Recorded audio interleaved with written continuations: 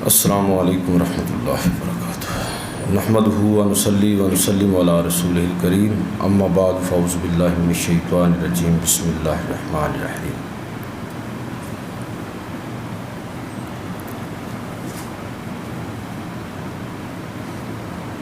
نساؤکم حرث لکم فأتوا حرثکم انا شئتم، وقال اللہ تبارک و تعالی فی مقام آخر ہن لباس لکم وانتم لباس لہن، صدق اللہ مولانا العظیم و صدق رسولہ النبی الکریم الامین، ونحن علی ذالک من الشاہدین والشاکرین والحمد للہ رب العالمین۔ قال اللہ تبارک و تعالی فی شان حبیبہ مخبرا وآمرا، ان اللہ وملائکتہ یصلون علی النبی یا ایہا الذین آمنوا صلوا علیہ وسلموا تسلیما، الصلاۃ والسلام علیک یا رسول اللہ وعلی آلہ وصحبہ وسلم یا حبیب اللہ، الصلاۃ والسلام علیک یا رسول اللہ وعلی آلہ وصحبہ وسلم یا حبیب اللہ۔ واجب الاحترام سامعین و حاضرین، پچھلے 2 جمعۃ المبارک جس موضوع پر گفتگو ہوئی ہے، یہ خاندانی زندگی اور ہمارا جو عائلی نظام ہے، اسلام کا جو فیملی سسٹم ہے، اسی موضوع پر آج کی گفتگو بھی اسی سلسلے کو آگے بڑھائیں گے۔ گزشتہ گفتگو کا خلاصہ اگر میں عرض کروں تو مختصراً یہ ہے کہ اللہ رب العزت نے مرد اور عورت کا جو باہمی تعلق ہے، اس تعلق کی مضبوطی کو خاندانی نظام کی بنیاد قرار دیا۔ پھر اس میں اللہ رب العزت نے وہ ساری حدود ان کا تذکرہ فرمایا قرآن مجید فرقان حمید کے اندر، جو اس تعلق کی شرائط ہیں، حدود ہیں، بنیاد ہیں۔ مرد اور عورت دونوں کے جو حقوق و فرائض ہیں، الرجال قوامون علی النساء کے ساتھ اس کا بھی تعین کر دیا کہ مرد جو ہے وہ کس طرح ذمہ دار بنایا گیا ہے۔ اور پھر اس کے ساتھ ساتھ قرآن مجید نے ایک سماجی مسئلے کے طور پر 1 سے زائد شادیوں کی اجازت بھی دی، لیکن اس کو ریلیٹ کس کے ساتھ کیا کہ اگر کوئی ایسا سماجی مسئلہ پیدا ہو جائے تو یہ اجازت ہے، یہ حکم نہیں ہے، اجازت ہے۔ اور اس حوالے سے جو آخری بات گزشتہ جمعۃ المبارک میں ہوئی وہ یہ ہے کہ اللہ تعالیٰ نے مرد اور عورت کے اس باہمی تعلق میں ایک اور چیز، وہ میاں اور بیوی کا جو تعلق ہے، اس کی جو حساسیت ہے، استعارے میں، کنایے میں واضح طور پر بھی مختلف انداز اختیار کر کے اس تعلق کو بیان کیا۔ اب دیکھیں یہ آیت مقدسہ کہ اس تعلق کو اللہ رب العزت جو فرما رہا ہے تو فرما رہا ہے کہ ہن لباس لکم وانتم لباس لہن۔ میاں بیوی دونوں کو کیا کہا جا رہا ہے کہ ہن لباس لکم، اے مردو یہ بیویاں تمہارا لباس ہیں، وانتم لباس لہن، اور تم ان کا لباس ہو۔ گویا کہ دونوں کی عزت اور آبرو ایک دوسرے کے ساتھ جڑی ہوئی ہے۔ اگر کوئی مرد اپنی بیوی کے متعلق باہر اپنے حلقے کے اندر، دوستوں کے اندر، مختلف مجلسوں کے اندر اپنی بیوی کا تذکرہ کرتا ہے اور وہ باتیں کرتا ہے اپنی بیوی کے بارے میں کہ جو شرم و حیا کے تقاضے کے خلاف ہیں، تو ایسا آدمی یہ سمجھ لے کہ اس نے بیچ چوراہے کے اپنے آپ کو ننگا کر دیا ہے، اس لیے کہ اس کی بیوی تو اس کا لباس تھی۔ تو کوئی غیرت مند مرد اس چیز کو پسند نہیں کرتا کہ وہ اس طرح لوگوں کے درمیان عریاں اور بالکل بے لباس ہو جائے۔ اور بالکل یہی حکم جو ہے وہ عورت کے لیے، کہ ان کو کہا گیا کہ تمہارے مرد جو ہیں وہ تمہارا لباس ہے۔ اگر کوئی بیوی اپنے مرد کی بدخوئی کرتی ہے، اس کے عیب لوگوں کے سامنے بیان کرتی ہے، تو اس کا فیصلہ وہ خود کر رہی ہے اگر وہ اپنے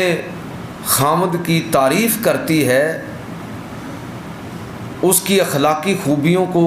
لوگوں کے سامنے بیان کرتی ہے، اپنی سہیلیوں میں، اپنے رشتہ داروں میں، تو اس کا مطلب یہ ہے کہ وہ ایک اچھے انسان کی بیوی ہے۔ یہ بتا کون رہا ہے؟ وہ خود بتا رہی ہے کہ میں ایک بہت اچھے انسان کی بیوی ہوں، کوئی میں ایسی گری پڑی چیز نہیں۔ اور اگر وہ اس کے برعکس یہ کہتی ہے کہ میرا خامد بڑا گھٹیا ہے، بدصورت ہے، بد اخلاق ہے، بد کردار ہے، اور لوگوں کے درمیان اپنے حلقے کے اندر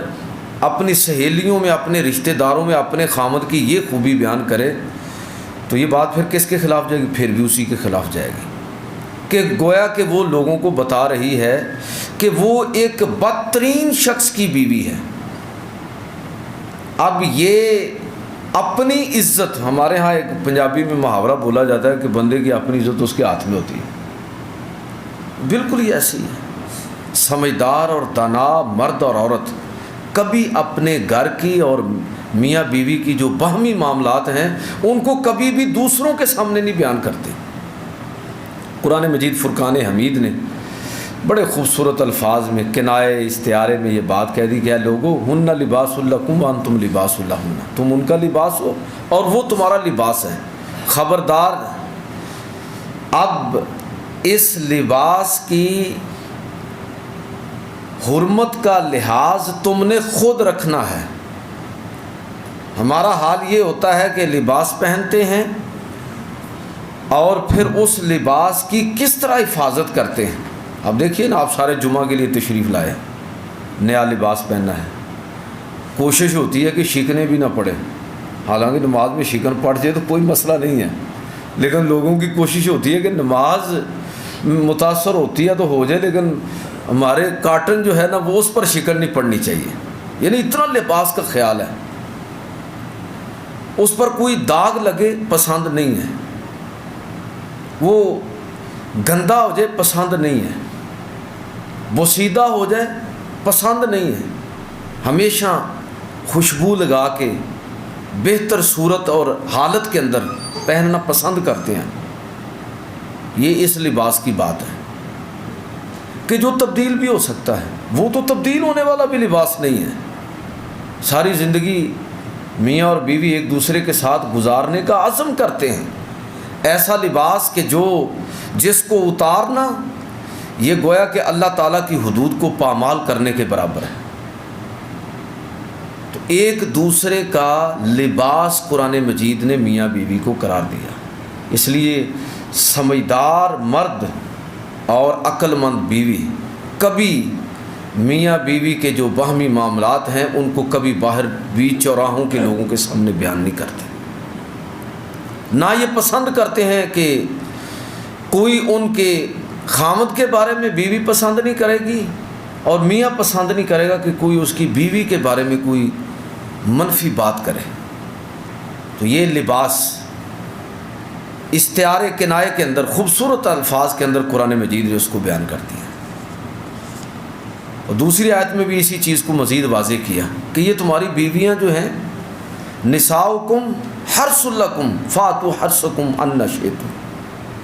یہ تمہاری بیویاں تمہاری کھیتی ہیں۔ آپ کسان اور کھیتی کا جو باہمی تعلق ہے اس پر ذرا غور فرمائیں کہ وہ تعلق کس طرح کا ہوتا ہے۔ چرواہے کا اپنے ریوڑ کے ساتھ تعلق کس طرح کا ہوتا ہے،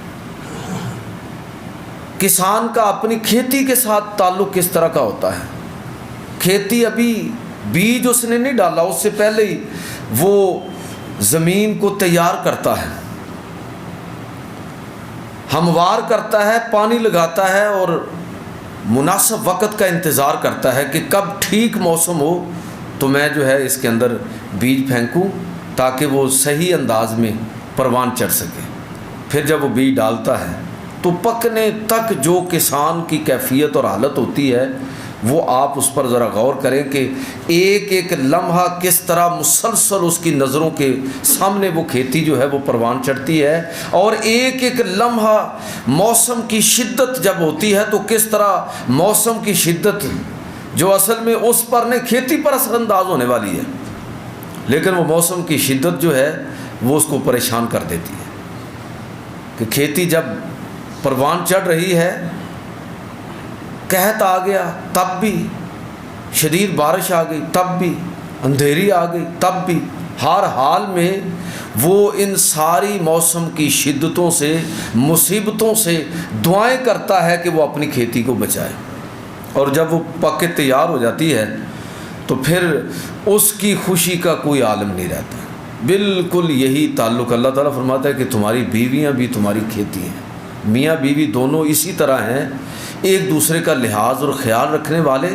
اور ایک دوسرے کی تکلیف کو اپنی تکلیف محسوس کرنے والے، وہ ایک دوسرے کا لباس ہے۔ مرد کے لیے اس کی بیوی کھیتی ہے۔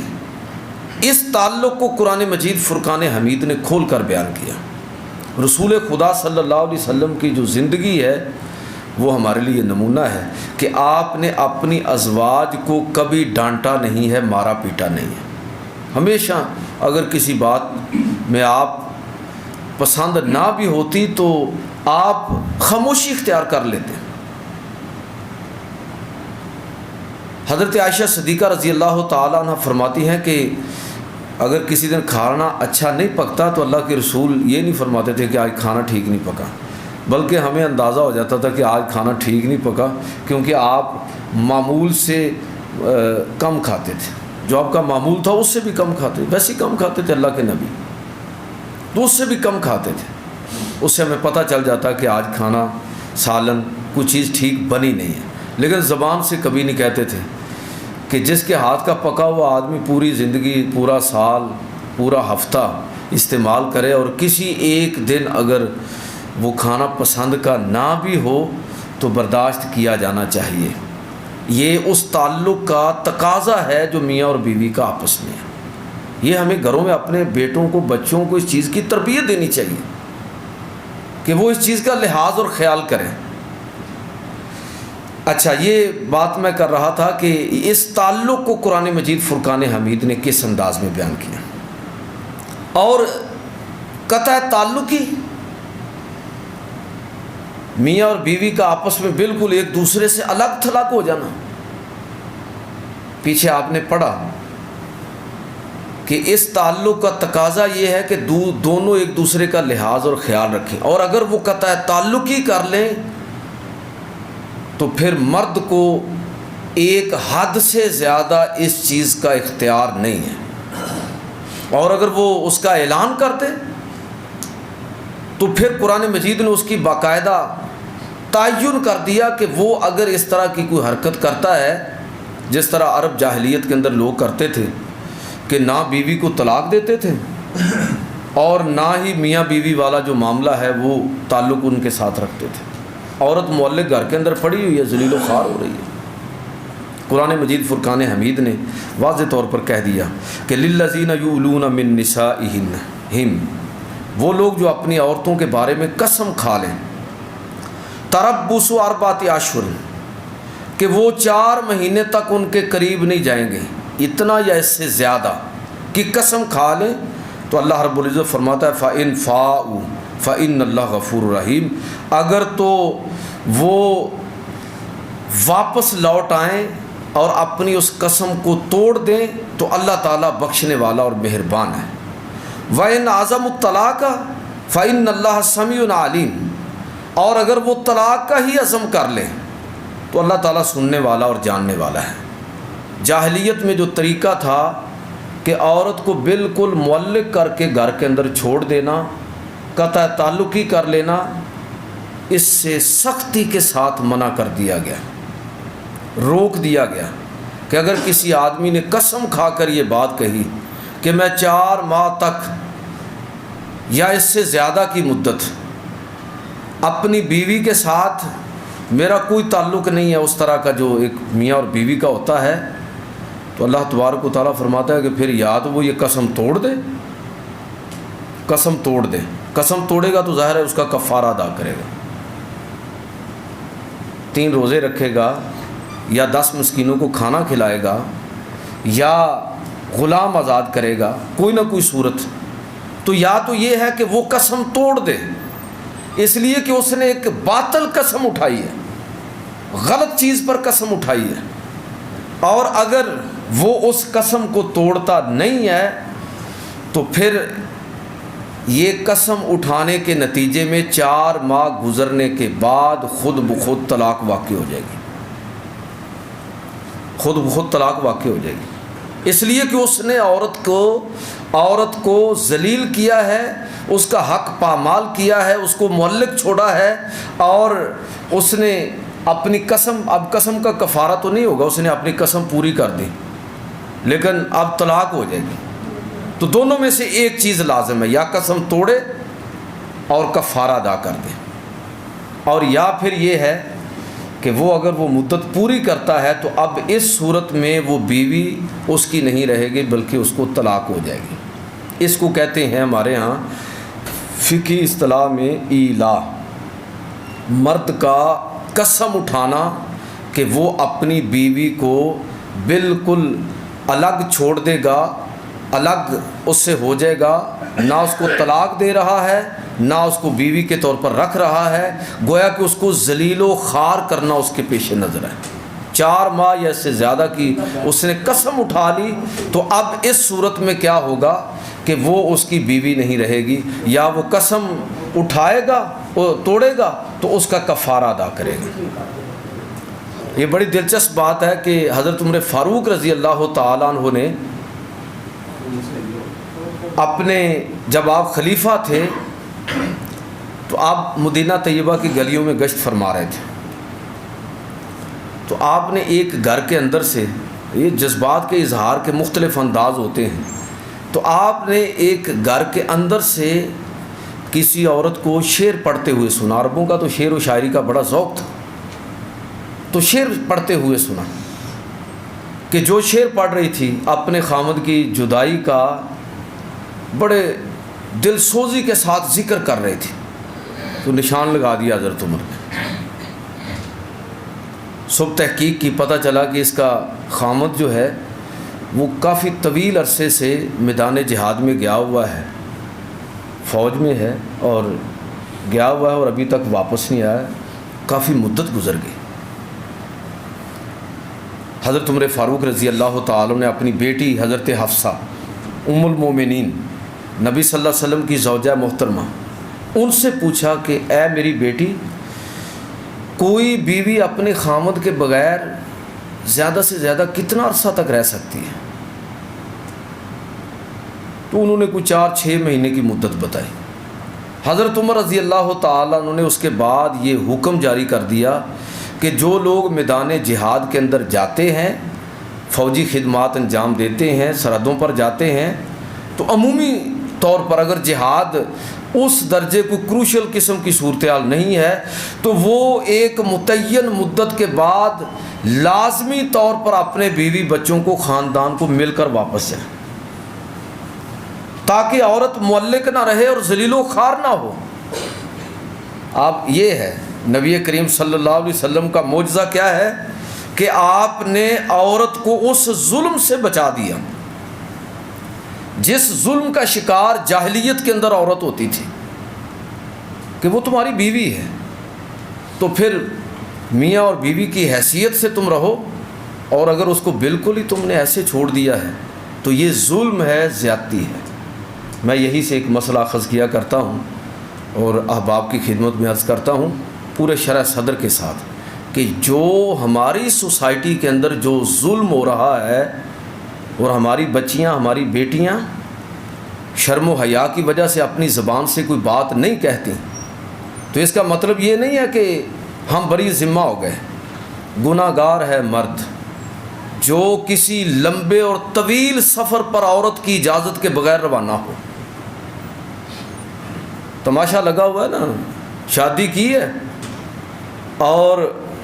مرد جو ہے وہ باہر چلا گیا ہے. میرے اپنے دیکھنے کے ہمارے گاؤں ساتھ والے گاؤں میں یہ واقعہ ہے کہ ایک لڑکے کی شادی ہوئی،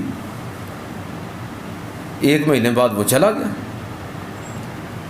11 سال تک واپس نہیں لوٹا۔ آپ اندازہ فرمائیں، بچی پیچھے۔ اب اس بچی سے جس کی شادی ہوئی ہے، آپ اور میں سب تقاضا کرتے ہیں پاک دامنی کا۔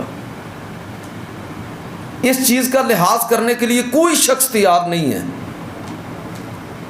کہ وہ جس شرم و حیا کی وجہ سے وہ چپ ہے، اس کے حقوق کو جس طرح پامال کیا گیا ہے اور جس طرح اس کو معلق چھوڑا گیا ہے، اس کا گناہ گار کون ہے؟ پورا خاندان ہے، اس کا خامد بھی ہے اور اس کے خاندان کے سارے لوگ اس کے گناہ گار ہیں۔ لہٰذا یہ 4 ماہ سے زیادہ کی مدت کے لیے جب کوئی مرد گھر سے باہر جانا چاہے تو اگر عورت اس کو اجازت نہ دے تو اس کا جانا بالکل غیر شرعی ہے اور ناجائز ہے، اور اگر بیوی اجازت نہیں دیتی تو بندہ گناہ گار ہے۔ لوگ ان چیزوں کو، جو اخلاقیات ہیں، جو شریعت نے جو پابندیاں عائد کی ہیں، اس کی طرف لوگوں کی توجہ نہیں ہے۔ بچیوں کی شادیاں نہیں کریں گے، ان کو حج اور عمرے کرا دیں گے۔ یہ کون سا اطلافی ہے؟ اس کی کمپنسیٹ کرنا چاہتے ہیں، قرآن کے ساتھ شادی کر دی ہے، عمرہ کروا دیا ہے، فلاں کام کروا دیا ہے، کسی جگہ اس کو دین کے راستے میں وقف کر دیا ہے۔ کوئی تصور نہیں ہے اسلام میں، نہ کسی ایسی ننز کا اور نہ کسی ایسے تقدس کا۔ حضرت رابعہ بصری کا نام سنا ہوا ہے آپ نے؟ میں نے ان کے بارے میں کسی سے سنا کہ ساری زندگی انہوں نے شادی نہیں کی، آخری وقت جب آیا تو جو ان کے قریب لوگ تھے، ان کی تعلق والی خواتین، ان کی خاص رازدان، تو انہوں نے پوچھا کوئی آخری بات آپ بطور وصیت کہنا چاہیں۔ اتنی دانا عورت، اتنی پاک باز عورت کہ جس کی پاک دامنی اور جس کے تقدس کا تذکرہ آج تک باقی ہے، تو اس نے کہا کہ میں نصیحت یہ کرتی ہوں کہ کوئی عورت نکاح کے بغیر زندگی نہ گزارے۔ اللہ تعالیٰ نے مرد اور عورت کو ایک دوسرے کا لباس قرار دیا ہے، ایک دوسرے کا محتاج بنایا ہے، دونوں ایک دوسرے کے حقوق کے ادا کرنے کے پابند ہیں۔ ہمارے گھروں کے اندر جو خرابیاں ہوتی ہیں، لڑکا جی ذرا باہر گیا ہوا ہے اور پیسے کما رہا ہے، تو جو گھر میں بٹھائی ہو کس لیے بٹھائی؟ نہ شادی کرے۔ کیوں شادی کرتے ہیں؟ ایک دور میں تو رواج تھا، اب بیرونی حالات خراب ہوئے ہیں تو کچھ لوگوں کا مائنڈ سیٹ تبدیل ہو۔ یہ نہیں ہے کہ شریعت یاد آ گئی ہے، شریعت تو ہماری ترجیحات میں نہیں ہے، اسی لیے تو خاندان تباہ ہوئے ہیں۔ پہلے لوگ اگر کوئی یہ بتاتا نا کہ لڑکا باہر ہے تو فوراً رشتہ دے دیتے تھے، ایک دور میں یہ ٹرینڈ رہا ہے۔ یہ بھائی کون سا میرٹ ہے؟ پہلی شرط یہ عائد کرنی چاہیے کہ اگر بچہ باہر ہے تو لازمی طور پر وہ ادھر رہے گا تو ہم رشتہ طے کریں گے، ورنہ نہیں کریں گے۔ آپ اس بچے کو اور بچی کو دونوں کو آزمائش کے اندر ڈال رہے ہیں۔ میں عرض کر رہا تھا کہ وہ ہمارے ساتھ والے گاؤں میں، مجوجہ کی بات کر رہا ہوں، 11 سال کے بعد لڑکا واپس آیا۔ جو اس بچی پر بیتی ہوگی، جو اس کا قتل ہوا ہے، اس کے احساسات کا، اس کا ذمہ دار کون ہے؟ اور سارے اس کے اوپر دوربینیں لگا کے کھڑے ہیں اور خوردبینیں لگا کے کھڑے ہیں، اس کے عیب تلاش کرنے میں بیٹھے ہوئے ہیں کہ یہ ادھر میکے میں کیوں زیادہ رہتی ہے، فلاں رشتہ داروں کے ہاں کیوں جاتی ہے، اور معمولی سا بھی کوئی چیز نظر آئے تو شک و شبہ شروع ہو جاتا ہے، جبکہ اس کا ماحول کس نے پیدا کیا ہے۔ میں یہ قرآن پاک کی اس آیت سے استدلال کرتے ہوئے عرض کرتا ہوں کہ یہ جو لوگ دعوت اور تبلیغ کے لیے بھی سال سال کے لیے چلے پر جاتے ہیں نا، وہ اس آیت کو ذرا پڑھ لیں۔ انہوں نے اپنی بیوی سے اجازت لے لی ہے سال گھر سے باہر رہنے کی؟ حرام ہے، ایسی دعوت اور تبلیغ بھی حرام ہے۔ اگر عورت اس کی اجازت نہیں دے رہی تو بالکل یہ درست اور جائز نہیں ہوگا۔ کون سی ایسی ہنگامی صورت آ گئی ہے، ایسی کون سی شکل آ گئی ہے کہ اب اس کے بغیر جو ہے وہ دین کا پورا ویسے ہی تختہ ہونے والا ہے، یہ آپ ذلیل نہیں کر سکتے۔ خاندانی نظام جو ہے اس کے تحفظ کے لیے شریعت نے جو اصول اور ضابطے طے کیے ہیں ان کو نظر انداز کرنے کا نتیجہ یہ ہے جو ہماری سوسائٹی کے اندر نظر آتا ہے۔ ایک اور تماشا لوگ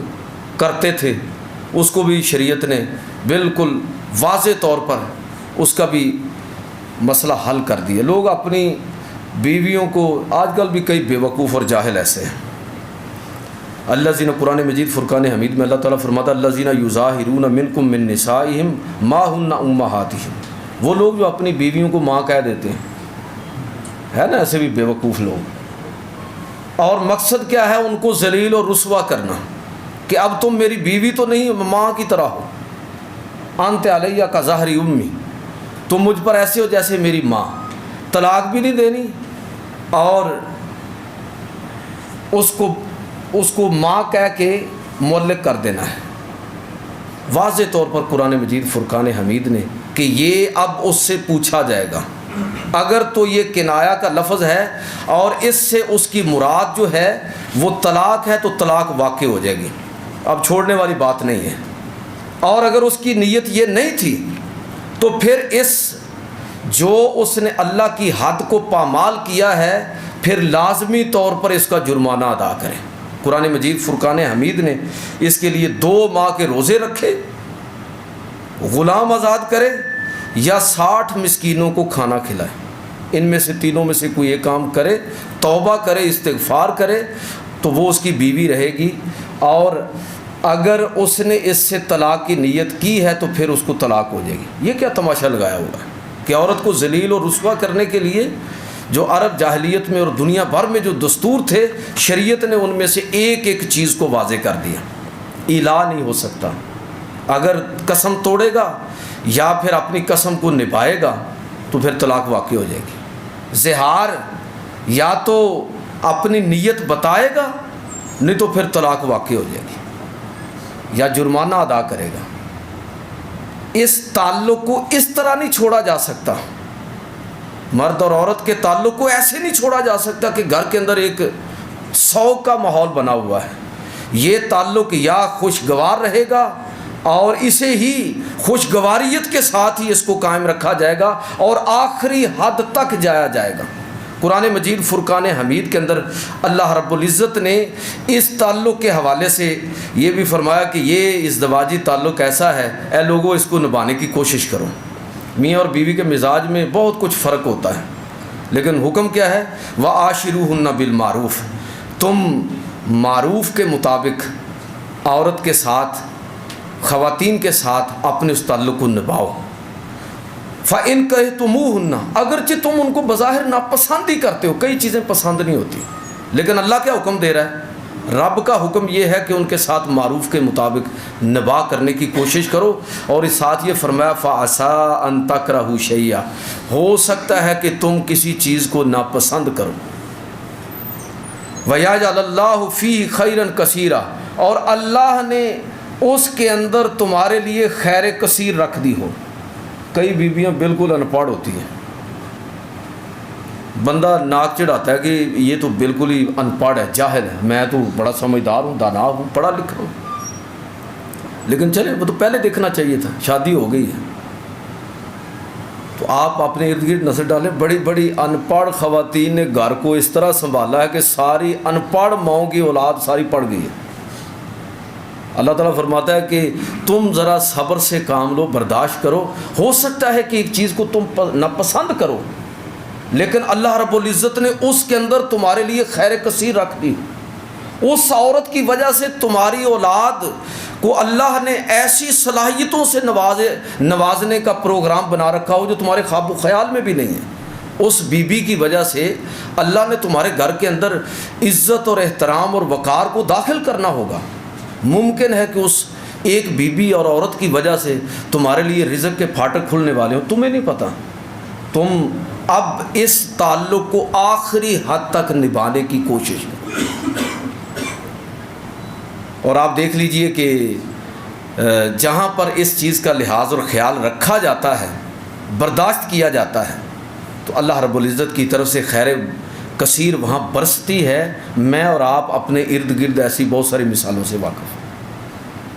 لیکن آخری درجے میں جا کے شریعت نے اس کی اجازت بھی دے دی کہ اگر خدا نخواستہ اس تعلق کو باقی رکھنا ممکن نہ ہو، ایک روایت کے الفاظ میں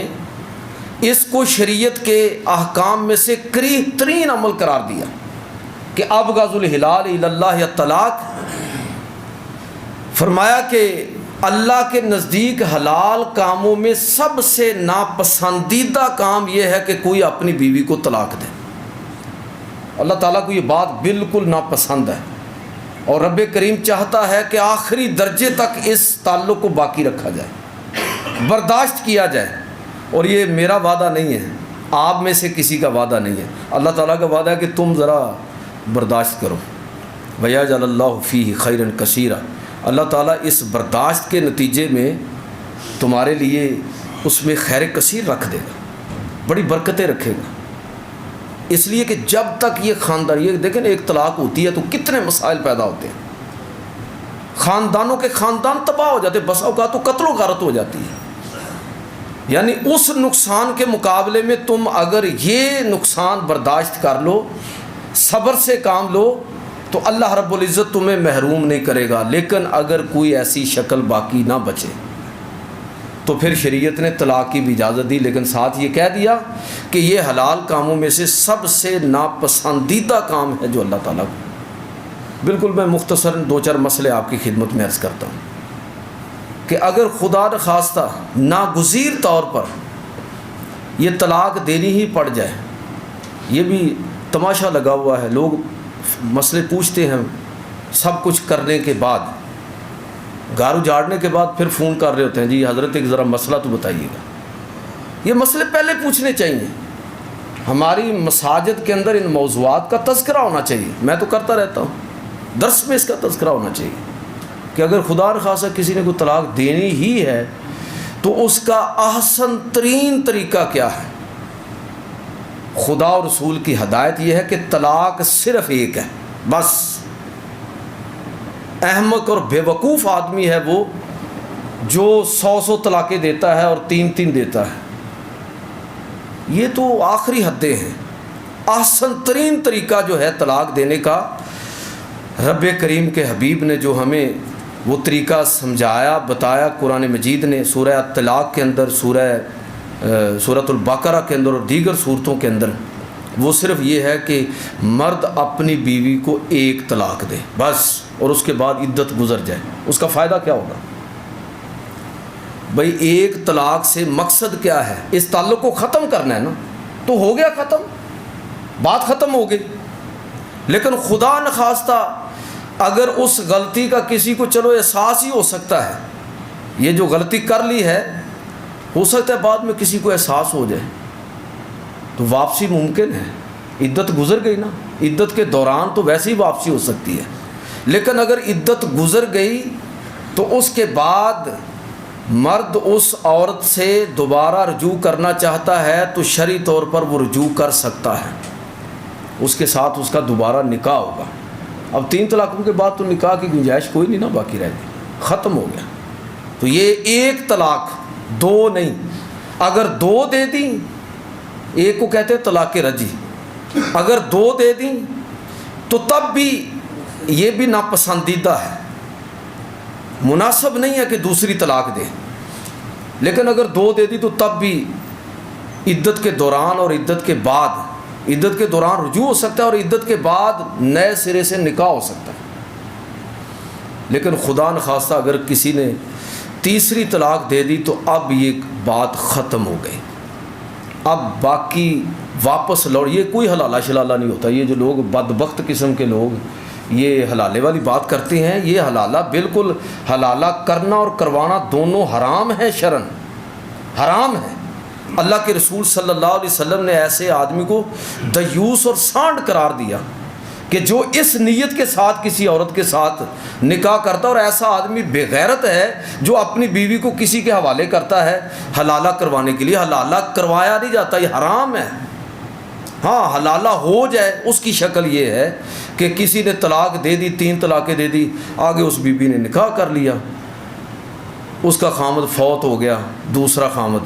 یا اس نے اپنی کسی وجہ سے اس کو طلاق دے دی، اب اگر دوبارہ سے یہ اس کے ساتھ نکاح کرنا چاہے تو یہ اب حلالہ ہو گیا ہے، یہ نکاح جائز ہوگا۔ وہ جو پری پلان سارا کام کیا جاتا ہے یہ شرعن حرام ہے، اور ایسا کرنے کروانے والا اور سارے لوگ اس کے اندر برابر کے مجرم اور بدکار لوگ ہیں، ایسے شریعت نے اس کی اجازت نہیں دی، ایسا کوئی حکم نہیں ہے۔ نہ کسی فقہ حنفی کو بدنام کرنے کی ضرورت ہے، نہ اہل سنت کو بدنام کرنے کی ضرورت ہے۔ اہل سنت فقہ حنفی کسی بھی فقہ کے اندر فقہا نے یہ مسئلہ قطعاً بیان نہیں کیا۔ تو میں عرض یہ کر رہا ہوں کہ یہ طلاق ہے، یہ ایک بدبخت ہے وہ آدمی۔ اللہ کے رسول نے سخت ناراضگی کا اظہار فرمایا کہ جو شخص ایک سے زیادہ طلاقیں دیتا ہے، نبی صلی اللہ علیہ وسلم غضبناک ہوئے ایسے شخص پر۔ بھئی جو کام ایک کے ساتھ ہو سکتا ہے تم تین کے ساتھ کیوں کرنا چاہتے ہو؟ وہ تو حد ختم ہو گئی نا، وہ تو انتہا ہو گئی،